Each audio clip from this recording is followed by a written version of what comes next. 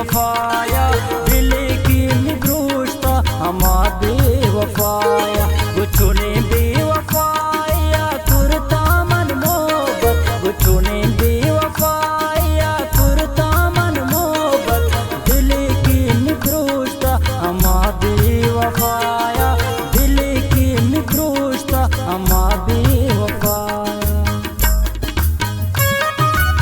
ये गाने शायरी मुम्मा सखाराना कदीर ज़ेबे और खास फरमाइशन आपको मिली है।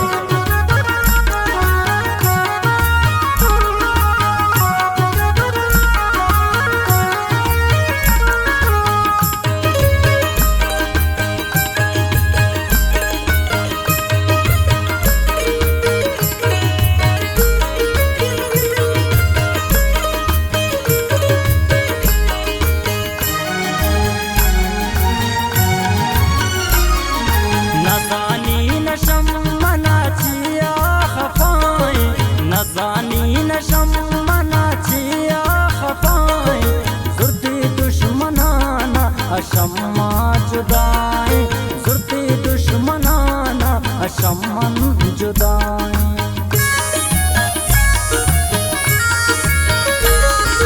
नज़ानी नशम मनाचिया खफाए नज़ानी नशम मनाचिया खफाए जुर्ती दुश्मनाना अशम्मा जुदाए जुर्ती दुश्मनाना अशम्मन जुदाए गुछुने बेवफाया कुरता मन मोहब्बत गुछुने बेवफाया कुरता मन मोहब्बत दिल की निकृष्टता हमा बेवफाया दिल की निकृष्टता हमा बेवफाया।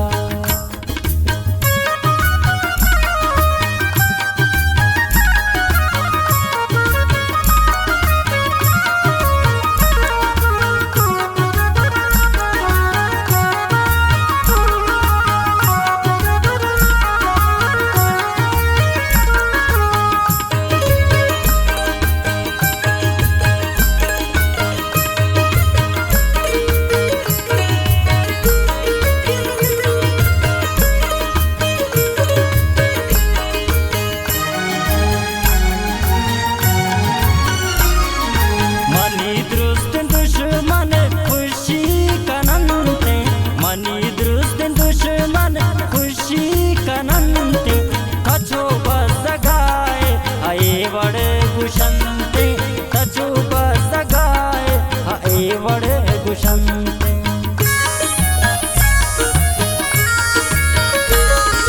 मनी दुरुस्त दुश्मन खुशी कनंते मनी दुरुस्त दुश्मन खुशी कनंते कछो बसगाए आए बड़े गुशंते कछो बसगाए आए बड़े गुशंते गुछुने बेवफाया कुरता मन मोहब्बत गुछुने बेवफाया कुरता मन मोहब्बत दिल की निकृष्टता हमा बेवफाया दिल की निकृष्टता हमा बेवफाया।